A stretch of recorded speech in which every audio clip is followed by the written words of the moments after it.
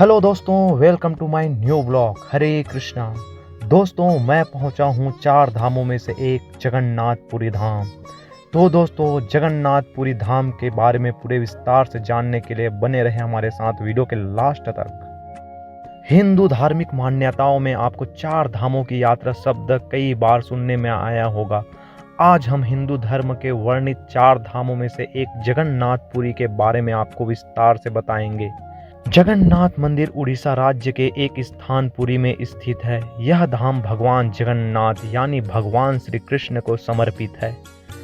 पुरी स्थान पर होने के कारण पूरे क्षेत्र को जगन्नाथपुरी कहा जाता है। जगन्नाथ भगवान कृष्ण का ही एक नाम है, जो कि दो शब्द जगन और नाथ से मिलकर बना है, जिसका अर्थ होता है जग का स्वामी। जगन्नाथ उड़ीसा राज्य के समुद्री तट के नजदीक बसा हुआ है। इससे भुवनेश्वर कुछ ही दूरी पर है। इस मंदिर से हर वर्ष मंदिर के मुख्य देवता भगवान जगन्नाथ, उनके बड़े भ्राता बलभद्र और भगिनी सुभद्रा के विशाल रथों की शोभा यात्रा निकाली जाती है। इस दिन भगवान मंदिर से निकलकर नगर का भ्रमण करते हैं। पुराणों में इसे धरती का वैकुंठ कहा गया है। यह भगवान विष्णु के चार धामों में से एक है। इसे श्री क्षेत्र, श्री पुरुषोत्तम क्षेत्र, शाक क्षेत्र, नीलांचल, नीलगिरी और श्री जगन्नाथपुरी भी कहते हैं। दोस्तों, अब आप लोग को बताते हैं कि इस मंदिर की स्थापना कैसे हुई। तो दोस्तों, इस मंदिर के पीछे एक अद्भुत कथा है, जिसका प्रमाण महाभारत के वन पर्व में मिलता है। जिसके अनुसार एक दिन मालवा के तेजस्वी राजा इंद्रदुम्न के सपने में भगवान जगन्नाथ आए। सपने में भगवान जगन्नाथ इंद्रदुम्न से कहते हैं कि नीलांचल पर्वत की एक गुफा में मेरी एक मूर्ति है, उसे नील माधव कहते हैं। तुम एक मंदिर बनवाकर उसमें मेरी यह मूर्ति स्थापित कर दो।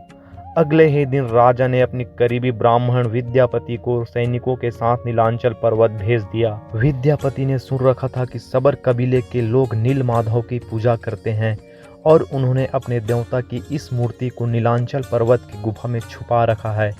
वह यह भी जानता था कि सबर कबीले का मुखिया विश्ववसु नील माधव का उपासक है। उसी ने मूर्ति को गुफा में छुपा रखा है और वह आसानी से मूर्ति राजा को नहीं सौंपेगा। चतुर विद्यापति मुखिया की बेटी से विवाह कर लेते हैं और अंततः वह अपनी पत्नी की सहायता से गुफा तक पहुंच जाते हैं और मूर्ति चुराकर राजा इंद्रदुम्न को सौंप देते हैं। जब विश्ववसु को यह पता चलता है कि उसके आराध्य देव की मूर्ति चोरी हो चुकी है, तो वह बहुत दुखी होता है।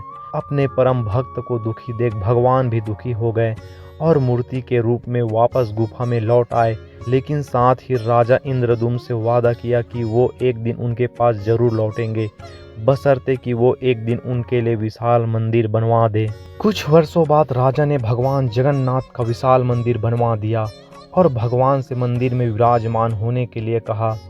भगवान ने कहा कि तुम मेरी मूर्ति बनाने के लिए समुद्र में तैर रहा पेड़ का बड़ा टुकड़ा उठा कर लाओ, जो कि द्वारका से समुद्र में तैरकर पुरी आ रहा है।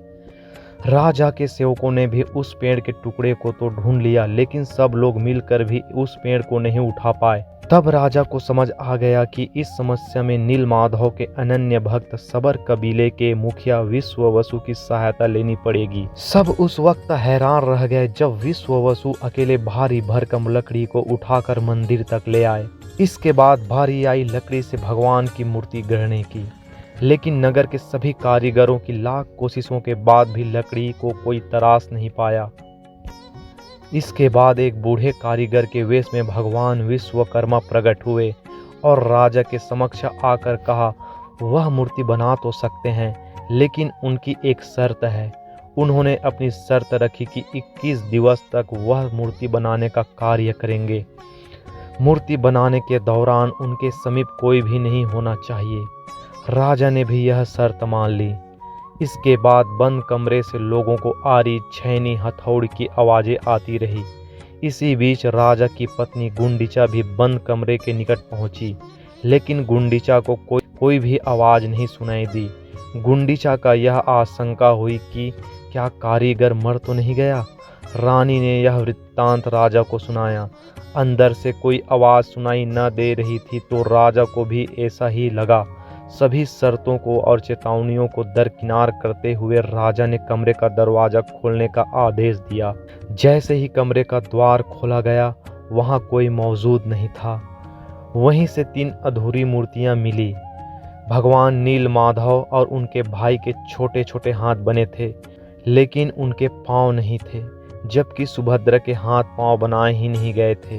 राजा समझ गए वह बूढ़ा आदमी अब कभी नहीं आएगा। राजा ने भगवान की इच्छा मानकर इन्हीं अधूरी मूर्तियों को स्थापित कर दिया।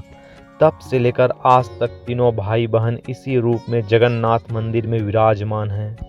दोस्तों, अब बात करते हैं मंदिर के पुरातात्विक इतिहास के बारे में। इस मंदिर का प्रथम बार जीर्णोद्धार 10वीं सदी में कलिंग के गंग साम्राज्य के राजा अनंत वर्मन चोंडगंग देव ने करवाया था। अन्वेषित ताम्र पत्रों से ज्ञात हुआ कि मंदिर के जगमोहन और विमान भाग का निर्माण राजा अनंत वर्मन चोंडगंग देव के शासनकाल के दौरान ही हुआ। उनके बाद अनंग भीम देव ने इस मंदिर को वह स्वरूप दिया जो कि आज है। मंदिर में 400 सालों तक निरंतर पूजा चलती रही, लेकिन साल 1558 में अफगान जनरल काला पहाड़ ने उड़ीसा पर हमला कर उस पर कब्जा कर लिया। इस दौरान मंदिर को नुकसान भी पहुंचाया गया और पूजा भी बंद करवा दी गई। इस दौरान मूर्तियों को आक्रमणकारियों से बचाने के लिए इसे चिल्का झील में स्थित एक द्वीप में रखा गया। रामचंद्र देव द्वारा राज्य आजाद कराए जाने के बाद मंदिर में पुनः मूर्तियों को स्थापित किया गया। जगन्नाथपुरी का यह मंदिर 3 बार टूट चुका है और तीनों बार इसका जीर्णोद्धार करके मूर्तियों की पुनः स्थापना कराई गई। इस मंदिर के आसपास कुल 30 छोटे मोटे मंदिर स्थापित है। दोस्तों, जगन्नाथ मंदिर से जुड़ी अद्भुत रोचक बातें हैं।